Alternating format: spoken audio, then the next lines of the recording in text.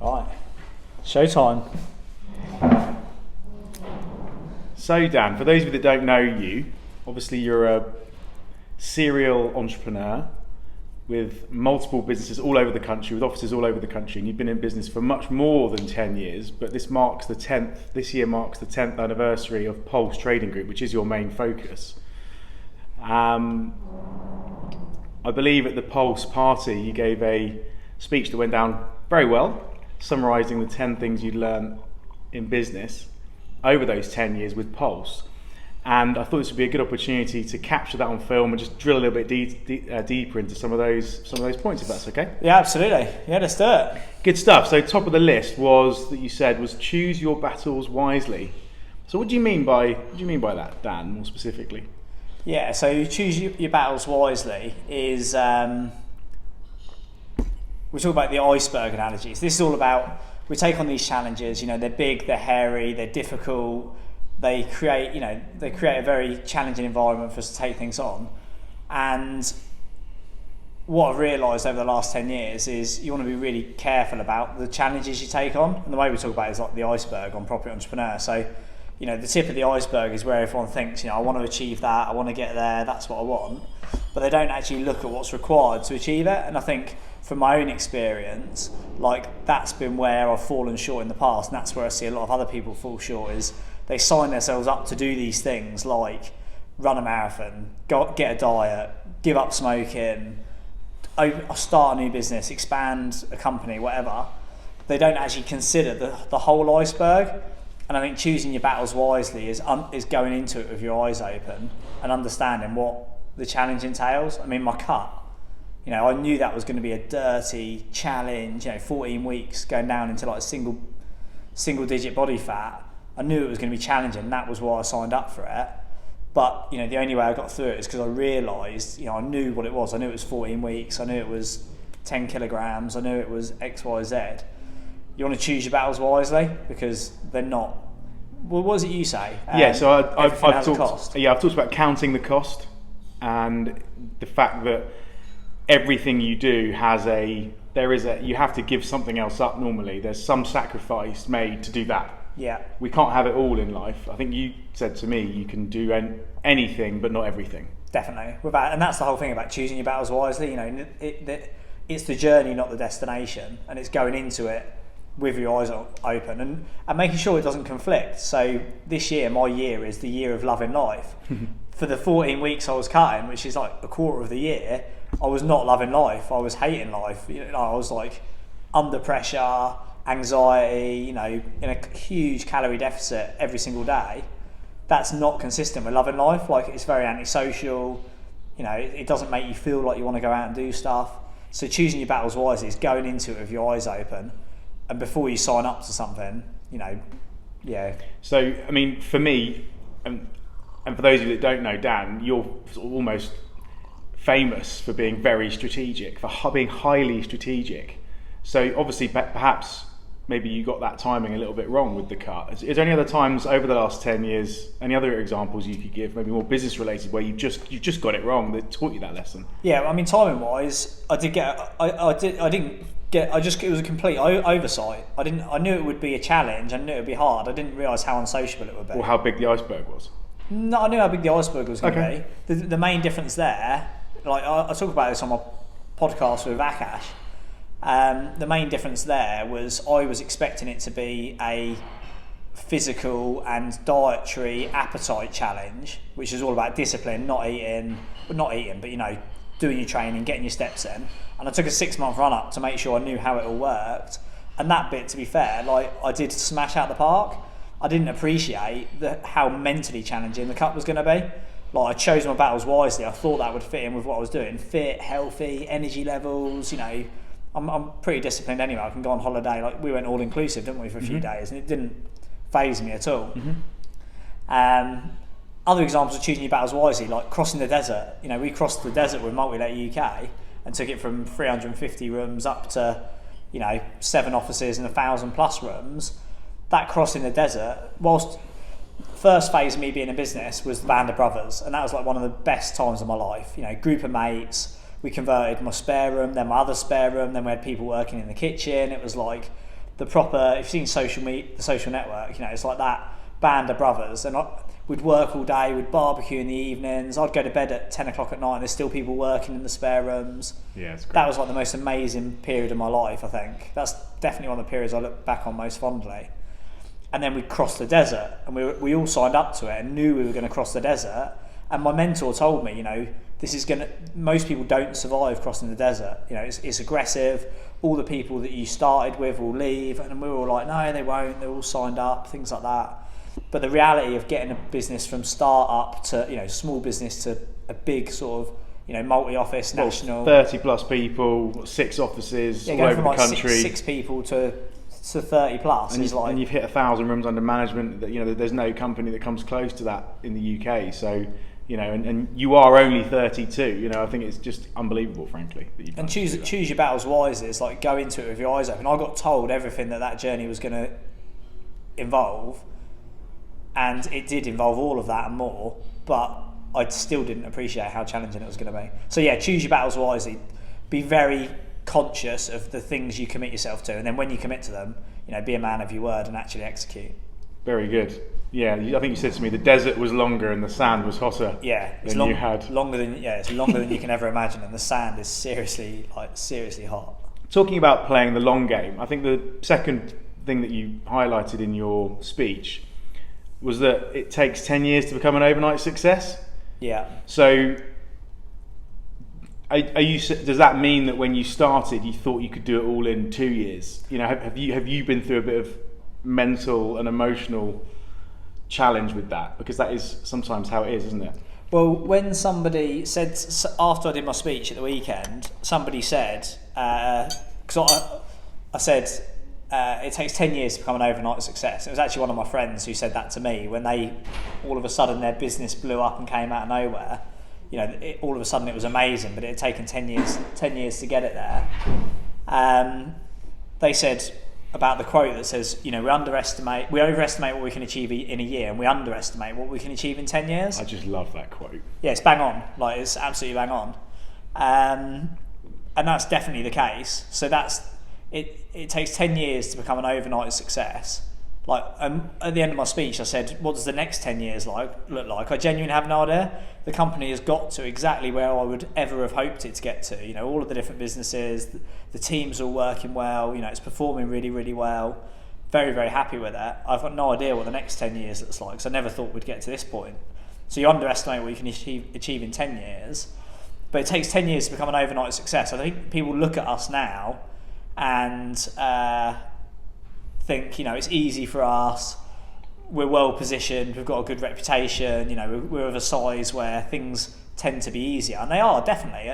10 years in, when you've got departments and multiple offices and multiple businesses and a good reputation and an audience, things are arguably easier, but it takes 10 years to actually get there. It's all those failures along the way, all those challenges, and you've got to play the long game. I can't remember if that's one of my other points, is it? Was that?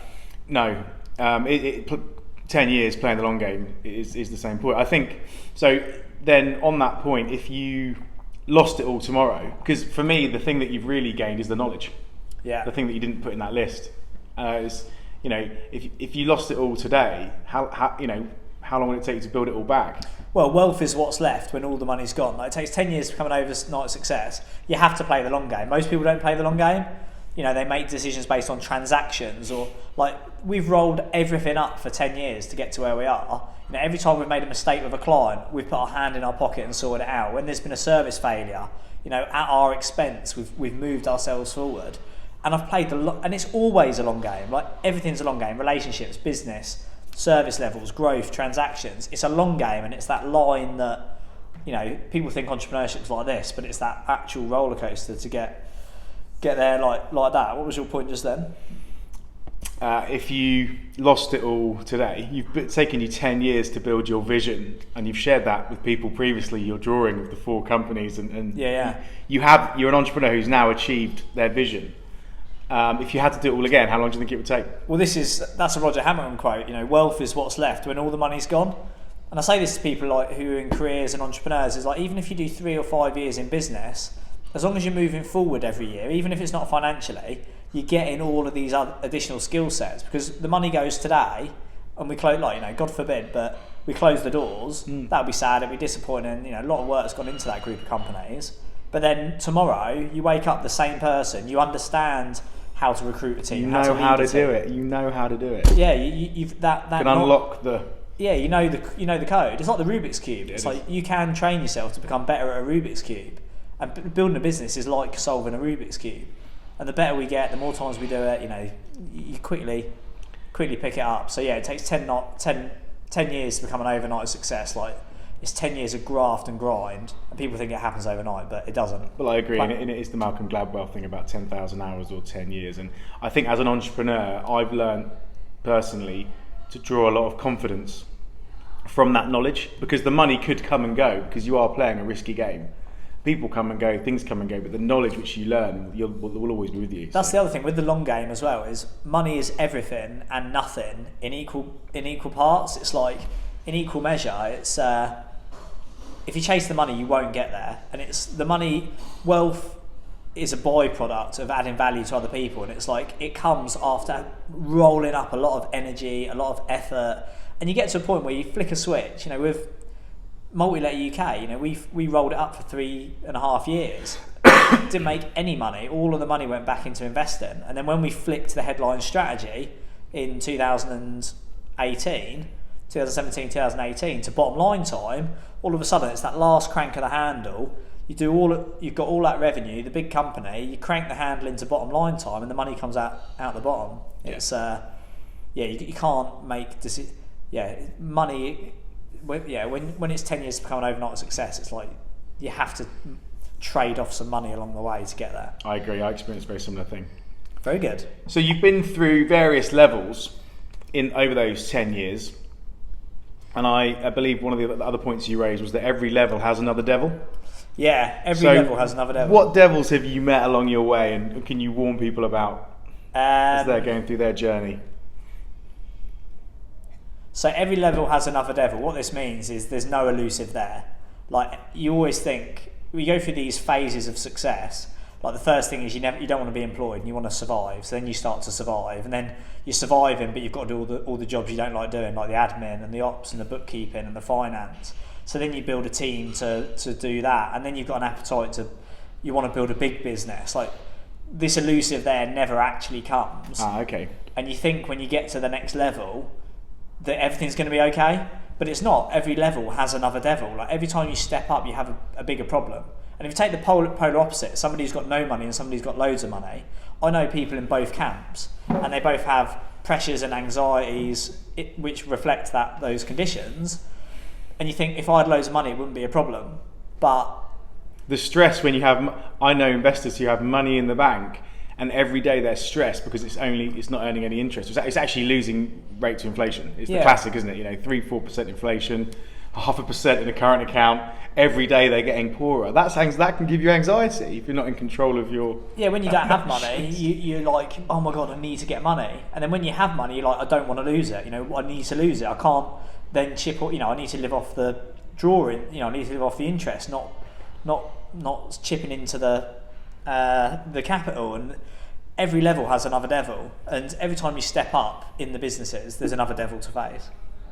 So like start phase, the devil is you're under-resourced, you're underfunded, you've got to throw so much energy at it to make it work, you don't have systems, you don't have processes, all of that. You might lose face when you first start as an entrepreneur. It might all go tits up. Yeah, and that's a massive stress. You're probably not thinking that at this level now, but when you start, you've left the job, your family may be invested, everything's on the line. Yeah, it's can you pull it off? Yeah, can you pull it off? And I remember that survival mechanism. I remember genuinely up until probably a year ago, literally. So that's like so PPN UK is 6 years old now. Pulse Trading Group's 10, and the wider companies are 18. Every year, I used to think, if I can make one more annual summer party, then we'll survive forever. And every year we would get to that milestone, we'd get to that Everest base camp, but then I'd go back into that mindset, are we going to survive as a company? Is the market going to change? Are we going to run out of money? Are we going to make some crippling mistakes? And it genuinely wasn't until probably a year and a half ago So that's 9 years in business that I actually felt if we do a good job in the main, we will be secure and we'll be safe. And the concern of making money is off the table a bit. And now it's more about longevity. It's about any future growth we want to do. Yeah, it's just very. Honestly, I'm listening to you and I feel the same. It's funny how a similar journey, and you almost live in this life or death scenario as an entrepreneur, but then actually, thank God, you get to the stage. And I'm not sure if it's the business success, a bit of financial security, or just being in better control of your emotions, or all of those things that calm you down, and you sort of realise you start to make it, and you start to be able to just have that relief. Yeah, I think the word confidence obviously comes from trust, and it's like when you've consistently delivered, when you're in a fast growth startup and you might have 2 months of the year that make amazing profit, but then the rest of the year you're breaking even or probably losing money, that creates stress and anxiety. As the businesses develop and they become more financially mature, and a bad month is when you only make 20% profit, it's all relative. It's not a survival mechanism. Equally, without like losing people too much, if you build your businesses in the right way, like we do with the property entrepreneur companies, if you cover cash flow, profit and asset, you're not playing for today. It's not survival today. You're playing the long game for sustainability. So as you start to carve off assets, and you've got, in the background, you've got some blocks of flats and some single lets and your pension fund and your ISAs, and you've got that cash in the background, all of a sudden it's like you are making hay while the sun shines. So if it did all change tomorrow, it wouldn't be crippling because you have milked the cow. You have other legs, not just one leg. It takes the pressure off, so it's not all or nothing sort of thing. So I mean, you've given a lot of insight about how the first certainly 8.5 years were very stressful. Like literally, can I make it to the next summer party? That fits in quite well with the next point leading on, which was you said to always swim like a swan.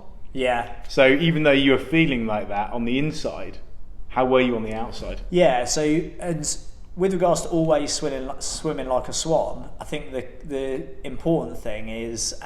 This doesn't mean swanning about, does it? No, definitely not. No. It's... Because you're known for that as well. Swanning around. It's been a while since I've swanned around, regrettably. It's the analogy of swimming like a swan. So on the top of the water, you're calm and peaceful and everything's all good. But below the water, you're pedalling like billios, keep this thing going, like the same as everybody else does. And I think, the thing of always being like that, I think is a developed trait. It's developing that as an individual so that you can keep a cool head.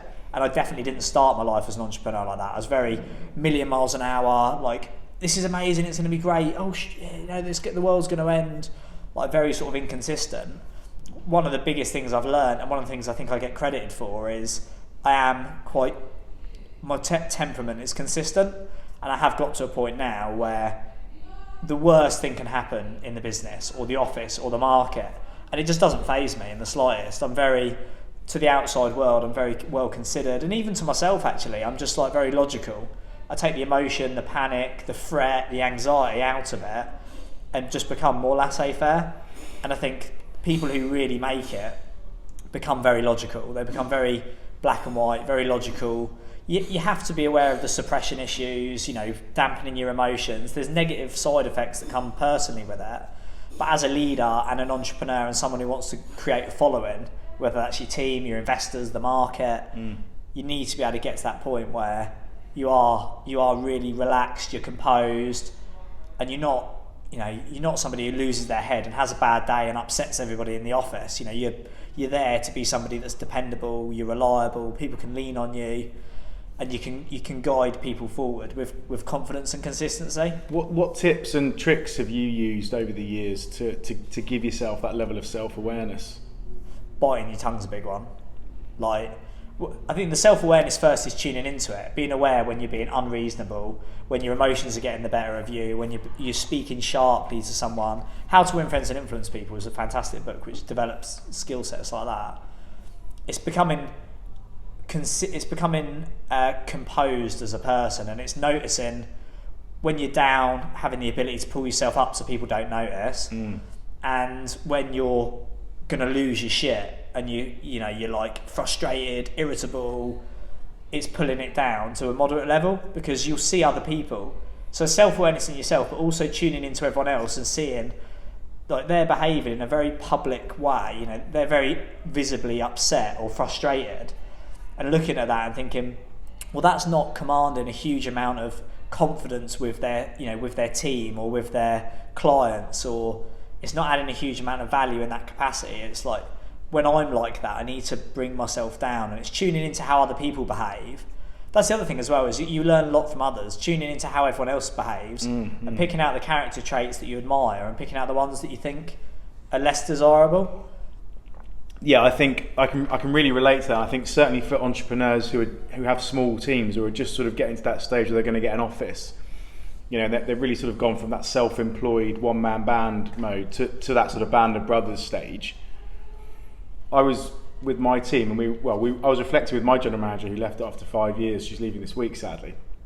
And we've been on a hell of a journey together. And she said the most stressful times when I was in the office, and I am, you know, I'm quite an energetic guy, and I can wear my heart on my sleeve. And I was up and down with the business, as you just described, and the effect you're having on your team, because they take their cues off you. It's awful leadership, actually, because not only are you as a leader not commanding confidence, you're like sucking the energy and stress and putting all that stress onto your team, who you're paying to deliver for you. So you're really sabotaging not only yourself but the guys who work for you. That definitely resonates. Sabotage, isn't it? So with that, it's like, so you've got sort of two choices, really. It's like, you know.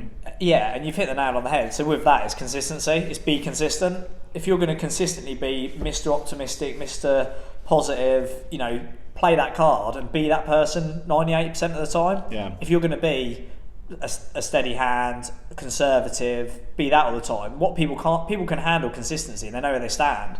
The worst, especially with high frequency entrepreneurs like you and I, is when you come in the morning and we're all friends, we're high-fiving, it's going to be great, Adam's sending us this way, and then at lunchtime, you know, when you're riding the roller coaster and you've had a bad thing, you go out and you're sharp with people, and people don't know where they stand, they're walking on eggshells. Yeah. So yeah, it's swimming like a swan. And I think that means be steady, be relaxed, be composed, but equally be consistent. If you're consistently bouncing off the walls, be consistent. Or if you are bouncing off the walls, be that person consistently. So let them know where you stand. Yeah, and everyone in your life, you know, you be a better version of yourself. Use business. The theme you and I often talk about is using business to become better versions of ourselves. Definitely. It's like the business is our playground. It's where we go to school for ourselves, and our businesses benefit. Yeah, I'd agree with that. And I think with the swan analogy, it's like,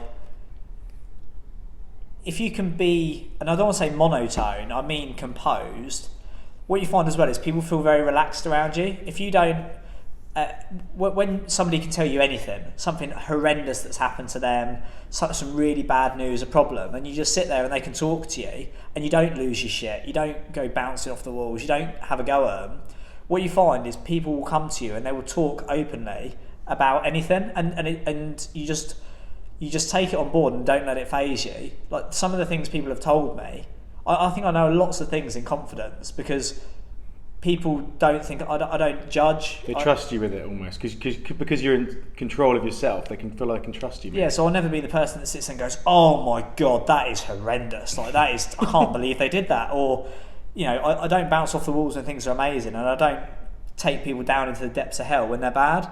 I just listen to what they have to say and I process it, and it doesn't faze me in the slightest. And that allows people to be themselves around you. It allows them to be the roller coaster. Very good. So yeah, definitely. I mean, business is a roller coaster, and we've said it a few times, but you also say that business is like a game, and that it's all a game. Yeah. So for those people that haven't heard this or are hearing it again, because it is one of those, I feel like it's such a central theme in your life about making things a game, and it seems to be much more prevalent now, gamifying everything with things like apps. You know, they are really tapping into that gamification, and you've tapped into that and you've used that to great success. What does it mean, and how have you used it in your businesses? Yeah, so the next one is it's all a game, and this is twofold. So one is, so when I started out in business, it was everything to me. I mean, it still is. Like my businesses are everything to me. Like, you know, that is me. It's an extension of me. When I started out in business, it was like, to me, it was life or death. Like literally, I got to a point where I had glandular fever and I didn't even want to go to the doctors, so I worked all the way through glandular fever, didn't know I had it until I like nearly collapsed, had a blood test, and they were like, yeah, you've had glandular fever for 7 weeks. And like, if you know what glandular fever is, you're supposed to go to bed and not move. Well, you have low energy and you're almost bedbound most of the time with it, yeah. Yeah, and I went and started a new company and got a first class degree while I had glandular fever, like doing 22 hour days, like ridiculous. And end up with short-term memory loss and antiviral dissociation, which is basically hallucinations. And when I started PPN UK, like I pushed myself so hard, like my hair fell out. In the early days, it was like, this is everything. This is life or death. This is do or die. But then as you start to get a bit more developed as an entrepreneur and you become a bit more mature in business, you start to realise things are all a game. I used to think the government were was the power that, what you realise is the government, it's all a game. They change things. It's like, right, well, the goalposts have moved. We need to play a different game. So the first thing is about it being all a game is try not to take things too seriously. And I think when you can take money off the table as well, and it's not the be all and end all of everything, it allows you to relax a bit as an entrepreneur, because you are playing a game. It's all about the challenge. It's all about whatever's important to you. You play the game to get that. So the first thing is be kind to yourself, chill out. Don't take it personally.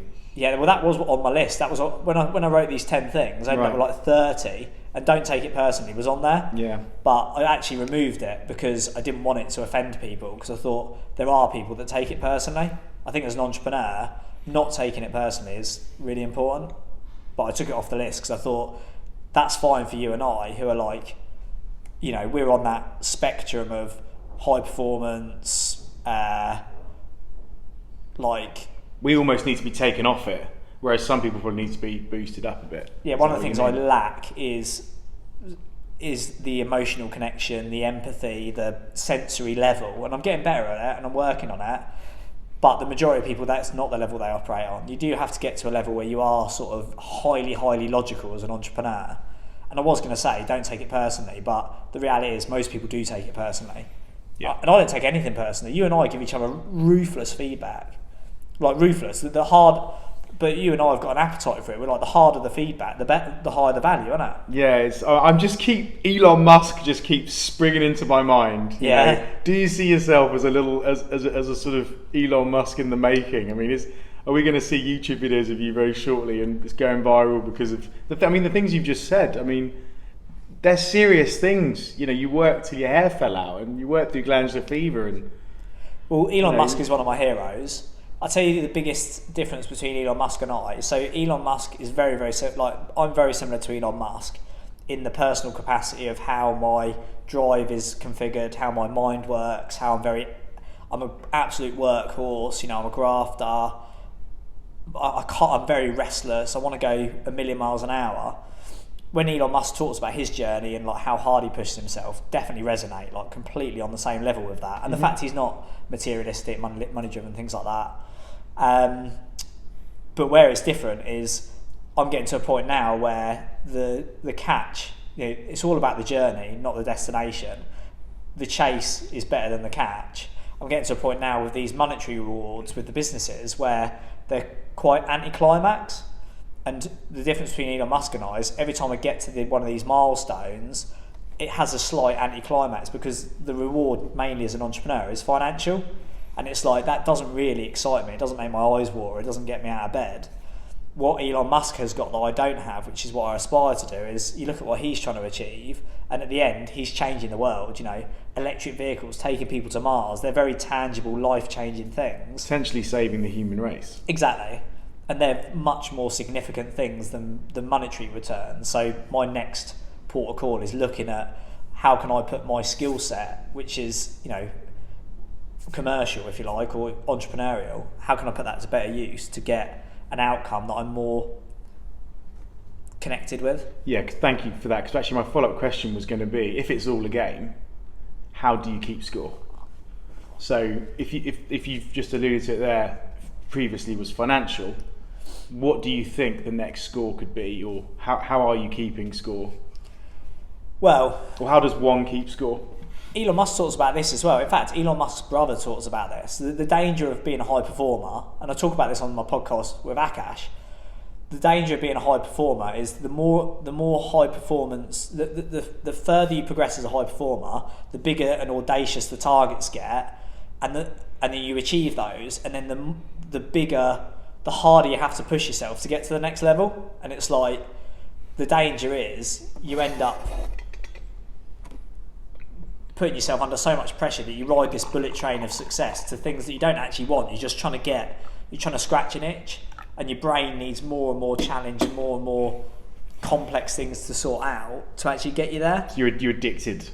You're addicted to the thrill of creating and building things. Yeah, I mean, that's the danger, and you get hooked on the fact that that's where you operate. I've just started reading The Monk Who Sold His Ferrari. Great book. And it's when, if you watch all the documentaries, Avicii, Amy Winehouse, what's his name, the fashion designer?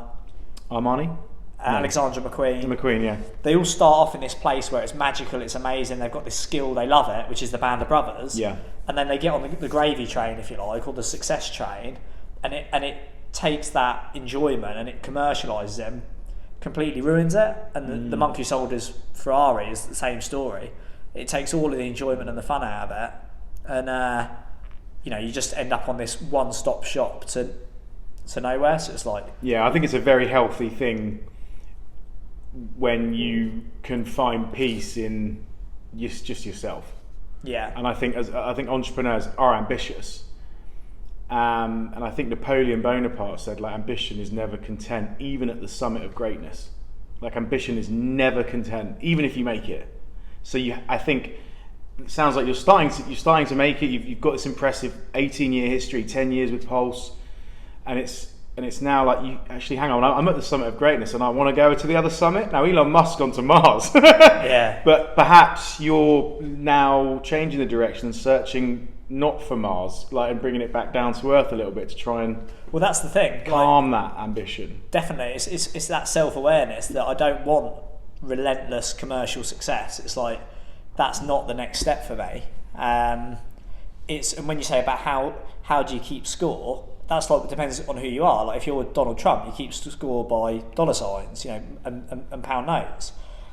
I think the good thing for me, at the end of 10 years, I was trying to recalibrate where I am, and I got this scrapbook. Like, the team put together this 10-year scrapbook, and literally up until the 10-year pie, I was like, I don't know what I want to do next, blah, blah, blah. And I went through this scrapbook, and it was like the most rewarding thing I've ever read, because it allowed me to stop and take breath and look at all of this value I'd added to other people's lives, the wider sort of, it was just so rewarding. And I definitely get my value from how I can invest in other people, how, the value that I add to other people, really. And it was such a privilege to be able to read that scrapbook without having died or retired, because I'm just stopping for breath. Or gone bankrupt.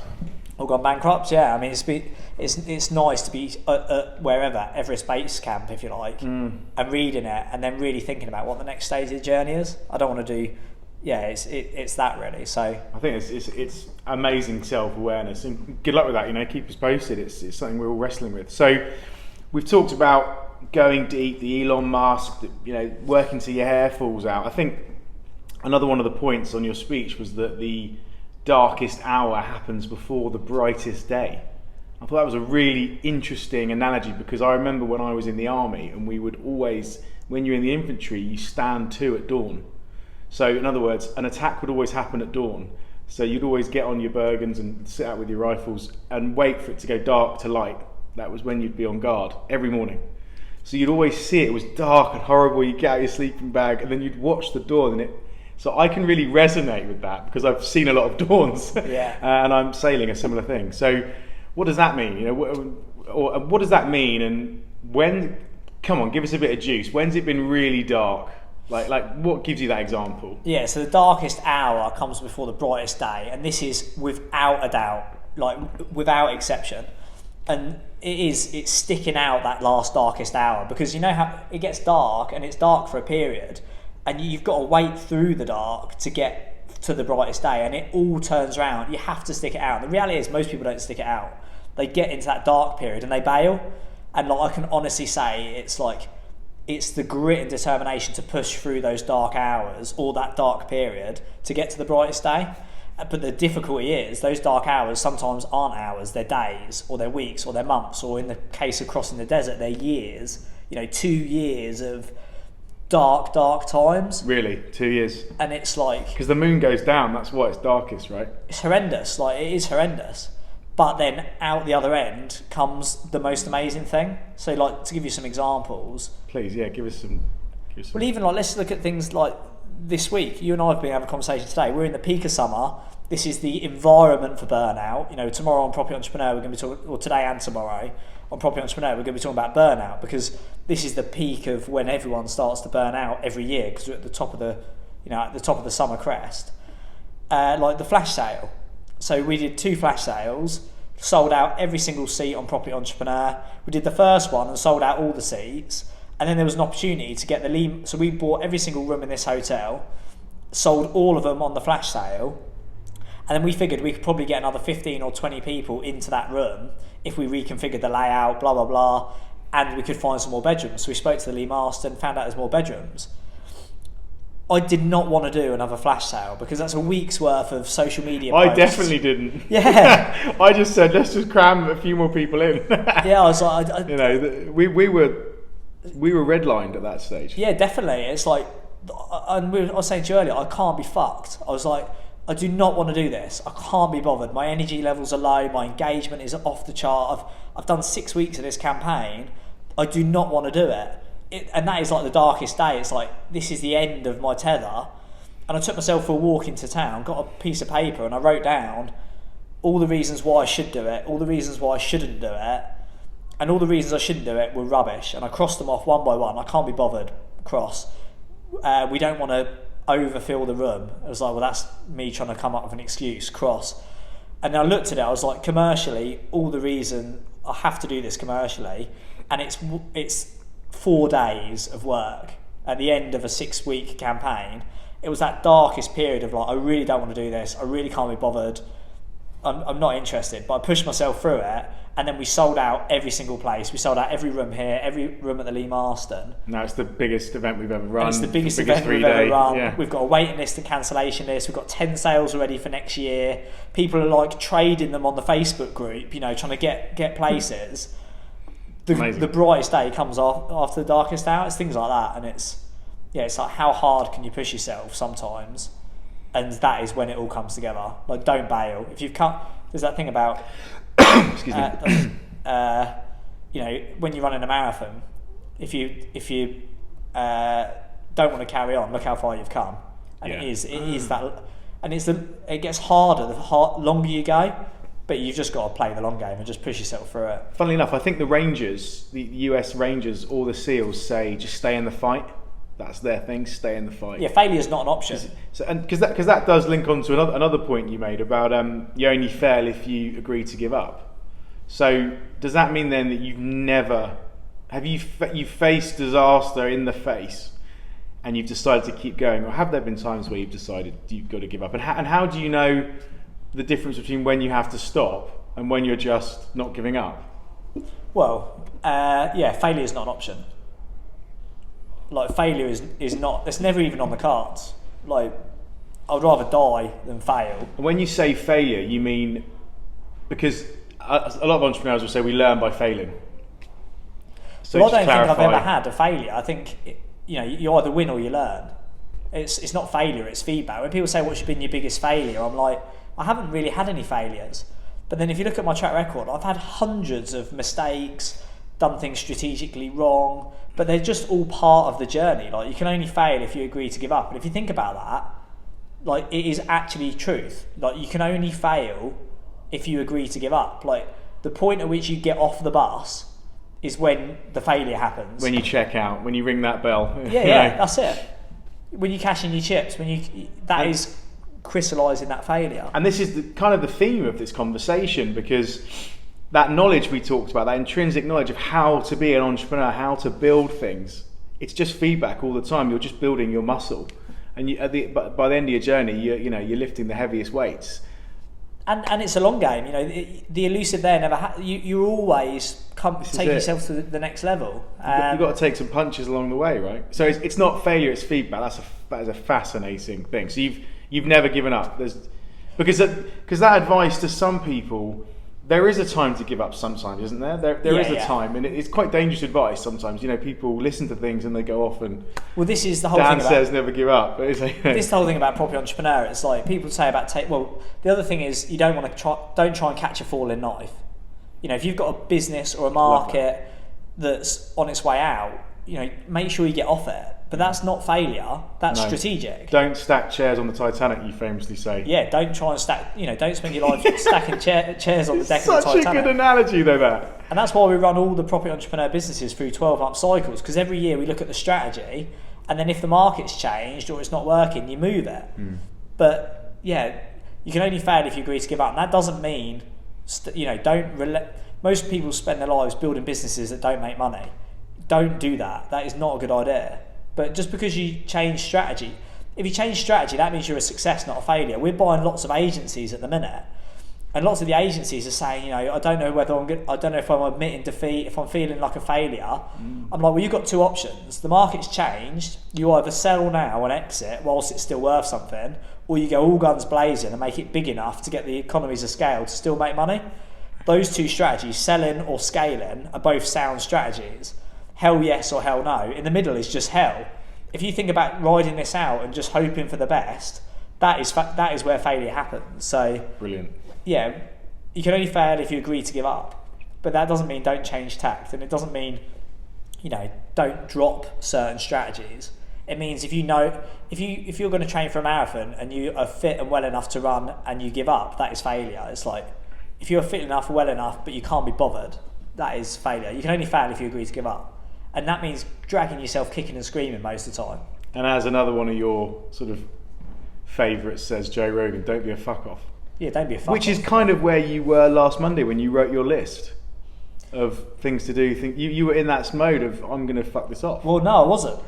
So if I hadn't have done it, I would have been a fuck off. We all have those thoughts. The day you've got to relentlessly push through, and the days that you feel like it are going to be more, the days that you don't feel like doing something are going to be more commonplace than the days that you do. The difference between a fuck off and somebody who goes for it is you don't let that's not an excuse. You don't let that get the better of you. I had to go to the gym on Wednesday. I've done my cut. There's no real target now. I've done my photo shoot. And I was like, I've got to go to the gym tonight. I really can't be bothered. And one of my friends said to me, which is, again, one of the things we talk about on Property Entrepreneur is... Have a night off, did you say? Well, we don't talk about that on Property Entrepreneur, but is nobody feels like going to the gym, but everybody's glad that they did. So it's very rare you feel like going, but after you've been, you feel glad that you did. So I was like, well, that's it. And I did it, and I felt like that. So, yeah, it's one definition of success is, or achieving it is, who can do the highest volume of things when they don't feel like doing it. It's getting the better of our emotions. Yeah, it is. Yeah, and it's another theme that's running through this chat. It's very interesting. It's getting really started as well. That's all it is. It's getting started. Once you started running, you normally just go, don't you? Yeah. It's like David Goggins. He says everyone procrastinates. He says the amount of times he walks around his house and looks at a pair of trainers for 30 minutes before he actually gets out there. There's a guy who runs 100 miles in one sitting on 2 crackers. You know what I mean? Yeah, we're all human. So you can only fail if you agree to give up. Fantastic. So that leads me quite on nicely to another one of your absolute central mantras, that success and failure are both very predictable. Yeah. So what has given you that insight over the last 10 years, and what does that mean? Well, I know it now better than I did then. I used to think success was some advanced equation, algorithm. It was like a talent that only some people had. Interesting. As I've sort of understood more how entrepreneurship works, how businesses are built, success and failure are both very predictable. It's not about can you crack the code, it's about can you find the blueprint, and then, or what is the blueprint, and then can you execute. So the Property Entrepreneur methodology is the blueprint for entrepreneurship. Once people have done the 3-day accelerator or they've done the 12-month program, they get it, they understand it, they know that it's not rocket science. The challenge isn't do you understand it, it's can you actually execute. And the most recent example I've had of success and failure being very predictable is when I signed up for RNT. So signed up for RNT to do body transformation, 14-week cut, bodybuilding, photo shoot at the end. When they gave me a spreadsheet and it was like colour in green if you hit it, red if you don't, it's like success and failure are very predictable. If you get to the end of the week and it's all green, then great, you know, you're going to get success. If you get to the end of the week and it's been red, it's going to be a failure. And then sure enough, when you get to the end of the week, if it's red, your weight goes up. If it's green, your weight goes down. Yeah. And it's like, it's that black and white. You found someone who's given you a blueprint. They've given you a spreadsheet. All you've got to do is follow it. And isn't the brain so good at overcomplicating things? And often the things are so simple. And when you've mastered a subject like you have in entrepreneurship and you've able to simplify it into a methodology that then other people can digest and consume easier, they can just follow the simple steps. It's finding the blueprint and then developing the ability to execute. So entrepreneurship, you and I have both cracked it. We understand how property entrepreneur works. It's now just a daily habit of executing consistently against that. And you can see that the results are, you know, consistent success if you execute against it. When you do something new and you've got to find a new blueprint like RNT, so using their blueprint to do a body transformation, you have to relearn all of those skill sets to be able to execute. So it's things like having fixed times for your meals, having little hacks, drinking water, you know, tracking your macros. Yeah, it's all of those new habits and skills, and when you learn all of them, then success and failure is very predictable. I could do a cut again tomorrow 10 times easier than I did this time, probably, because I know what's coming and I've got the skills now. You just execute. So when you said, because I've heard this before and I think you said it in your speech about success leaves clues, does that relate to the methodology, or what does that really mean? Because I hear that a lot, success means clues. What does it mean? Yeah, success and failure are very predictable. It's like there are no new problems. Like you look at the people who are successful and the people who aren't, and they all, I've experienced success at like various different levels. I've studied it my whole life. I know the pros, the cons, you know, the good things, the bad things about it, and I'm constantly trying to develop my ability to execute within that space. You look at all the people who are successful and they have the common denominators, you know, things like work ethic, values, the ability to apply logic. You know, if you look at the people who are successful, they all have this very similar set of common denominators, not driven by finance in lots of cases. Okay, yeah, fantastic. And I think the execution part, you know, is so central. You know, really, the difference is, like you said as well, everyone wants to die, but everyone wants to go to heaven, but no one wants to die. Yeah. You know, and this really comes down to just doing what you know you need to do. Like, you know, you need to go to the gym. It is literally just sometimes just doing it. It is execution, yeah. And you need to do things you love, and you need to be passionate, and you need to enjoy the journey. But it is 6 or 7 times out of 10, do you have the ability to do the things you don't want to do? Do your chores, I think you said. Yeah, you know, everyone wants to eat the dinner, but no one wants to do the washing up. Are you the sort of person that can hammer through? Yeah, absolutely. Or no one wants to go around the supermarket and pick up the stuff up. You know? And it's quite enjoyable. Like, when you get into it, it's quite enjoyable. But it's that discipline. It's developing that discipline to actually push through.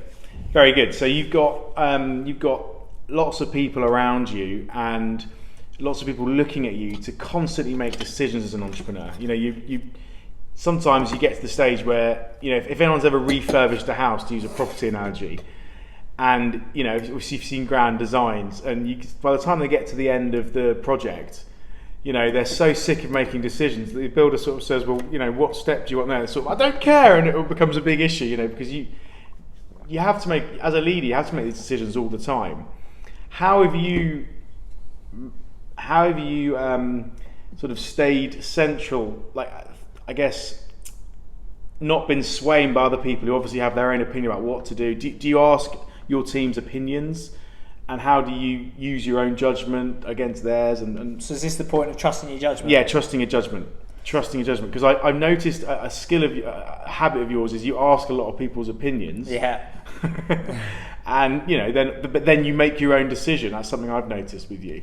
Certainly. Yeah. So trust your judgment. Like, is definitely, your head is on the block. Like, you're responsible for it. And I think the easiest thing is go and seek counsel and take the best average of the feedback you get, sort of thing. You've got to trust your judgment and trust your gut. going through this, and where I annoy people is, and my team specifically, is I'll go around and ask everyone's opinion. Like, what do you think? How do you think we should do this? How would you do it? And then 8 times out of 10, I'll ask everyone's opinion and go against the majority. But I think that's where, your gut and your judgement is very, very important. And like, it's knowing when to trust your gut and your judgement and going for it regardless. And a high percentage of times, making the decision that most people wouldn't make if you think it's right, is having the confidence to do that. So for example, this most recent marketing campaign, so I went around and sought everyone's counsel on should we do a flash sale as an example, and most people told me not to do it, like for loads of reasons. Don't think it'll work, this X, Y, Z. I think you said to me you don't think it'll work. It was like, I don't think this is a good idea, I don't think it'll work, if you do that you've got to consider this. And pretty much everybody told me it was a bad idea. But I looked at all of the different elements and all the feedback that I was offered as to why it was a bad idea, and I built that into the concept of doing it so that it sharpened the blade, and then it was probably one of the most effective marketing campaigns we've ever run. But if I'd have listened to those individuals independently, I wouldn't have done it, and we wouldn't have created the biggest event that we've ever run. Because I asked everybody's feedback, took the valid points on board and discarded the unvalid points, and created the best practice, we ended up with a very sharp axe that enabled us to smash it out of the park. Smashed it, and credit to you. I think the interesting thing I'm picking up on about that point of trust your judgment is don't make the common mistake that a lot of entrepreneurs make, where they shut themselves away and they silo themselves. The fact that you are actually consulting with other people means you're furthering your own thinking. It is lonely in leadership, and a lot of times you can just make these decisions without asking anyone. You feel like you've got no one to ask. So I don't know if that's something you ever experienced, and you've now swung the other way, where you now get everyone's opinion just so you can not make your judgment may be wrong as well. So you're like bouncing ideas, using it as a tool. Does that make sense, or has that never been a problem for you? Because I know for me, I always felt like I had to make all the decisions and I couldn't ask anyone. And as I've grown up as an entrepreneur, I'm now able to ask for help, and I have advisors, and I have. Well, the most important thing mentors. is that the most important thing is that the right decision is made, and sometimes that'll be your decision, and sometimes it'll be other people's. That's one of the reasons I seek counsel from everyone else, because where I get it wrong, so where it's like trust your judgment, that's after I've sought everyone else's counsel most of the time, and sometimes go the opposite direction. The worst thing is when you don't seek other people's counsel and you trust your instinct. And because I'm more logical than emotional, when you're dealing with other people, you can often make the wrong decision because you haven't appreciated how they're going to feel, or because I'm bulletproof to. I think feedback is amazing. Someone can sit there and tear me to shreds, and I would pick out all of the value in that and take it on board and shake their hand and thank them for it. I sometimes think that other people are like that, but they're not. Not everybody has an appetite for that level of that level of ruthless feedback. I'll often seek other people's counsel about how to approach things, because I often haven't considered the emotion, the other perspectives, the more sort of sensory feeling of how to play things. So a high percentage of time, getting that counsel is essential for me to make the right decision. Very good. And the last point on your speech was that hard work pays off, and you said fake it till you make it. So what does that mean as well? Because obviously we know you're a grafter, so you've got what you've got because you've done the things you don't want to do, you've had that discipline. But fake it till you make it, what does that mean? Yeah, so hard work is I'm yet to find any shortcut. Right. I am relentless I am a grafter, and I've grafted for probably the whole 18 years I've been in business. The last decade, the harder you train, the longer you work, the more you learn. I've trained from sunrise to sundown for the last 10 years to get these businesses to where they are. I'm yet to find any shortcut for hard work is the way through. And other people say that you don't have to work hard, you can work smart. If you work smart and hard, that is the best formula without a doubt. So I'm yet to find any shortcut. So hard work pays off without a doubt.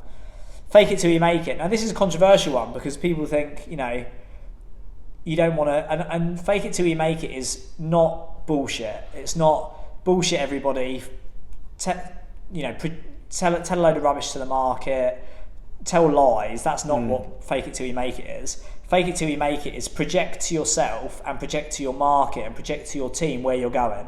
So Multi-Let UK, when we had 150 rooms, we called ourselves the market leader for professional house shares because we believed we did it to the best standard we could. And we were obviously a lot smaller than some other companies then. We are now the largest network of HMO management companies in the country. So we probably warrant that tag more. But Martin Dawes is where I got the idea from. When he started Coffee Nation, that then sold to Whitbread, which is now Costa Express. Costa Express in the petrol stations. Yeah. When he had his first machine, it was printed with Europe's #1 distributor of instant coffee. It's that projection of where you're going, who you want to be, and then growing into yourself. And you start to believe it. Like if you talk about yourself in a certain manner, you want to respect yourself, be proud of yourself, and you fake it till you make it. You think, well, I'm going to fake being a professional, established company. Then you start writing emails like an established professional company, and you start branding yourself and you grow into it. Without a doubt, it's like fake it till you make it. It's think about where you want to go and grow into that space. Do you know what I mean? Yeah, definitely. Because thank you for clarifying. Because it's dangerous advice. Because that's when I see young people get cars on finance and rack up a load of debt because they think it's a good idea to drive a Porsche when they don't have any money because then they'll. I mean, I've honestly experienced that. Actually, my old business partner, she, got a Mercedes like £800 a month when we were at uni because her dad said it would motivate her to make the money to pay for it, and I thought it was the worst advice ever. Now she is now incredibly successful, and probably a millionaire, but that is for me. That is not what fake it till you make it means. No, I think you mean raising the bar, and it's like you raise the bar on yourself and you make that known, and then you have to come up to standard. You said about putting a vision out there. If you tell people we're going to 1,000 rooms, they're holding you accountable. You've got to raise your game. Yeah, it's that. So the Dan Pena side of it is go and buy suits you can't afford on credit cards. Things like that. Okay. And that's not what, and that's like what your friend did. Yeah. That's not explicitly what I'm suggesting. It's not that, because then you end up in the beautiful people club, and it's like that can be a backwards trap. Where you make a financial issue for yourself by faking it till you make it. Mine's more really understand who you want to be. Like look at your heroes and what they're like, and pretend you're them. And you when you're pretending, you're doing these things as if you were that person. Like, I wish I was this person who gets up early, so I'm going to start getting up early because you want to mirror their attributes, their traits, and you do that for long enough that it actually becomes you, and you fake it till you make it, and you project yourself into these bigger spaces. And that is an amazing point. Yeah. I think that's the best point we've covered today. I'm really blown away by that point. Oh, very good. I'm glad you like it. And what you said about raising the stakes is important. Choose that target and tell everyone this is what you're going to do, and then you'll perform at that level. If your email signature, which is what I'll say, says impressing every client every time, if that's your mantra, you then have to live by that mantra and grow into it. You don't wait until everyone's happy and then rubber stamp it. Yeah. It's like, this is where we operate. Property Entrepreneur is the home of high performance. That's not because we've got 6 years track record of high performance. It's like, this is where we set the bar. If you want to come play this game, this is where we're going. So it's like every year it's like, well, how do we develop the best high performers? How do we create an environment where they can thrive? Yeah. How do we give them the best tools to make sure they succeed? Love it. I absolutely love it. I think that's fantastic. To be honest, I've really enjoyed this conversation. I've certainly got a lot of value out of it, and I hope the people listening have as well. So you've been in business for 10 years this year. Just to finish off, what would you say your one biggest learning's been over the last 10 years?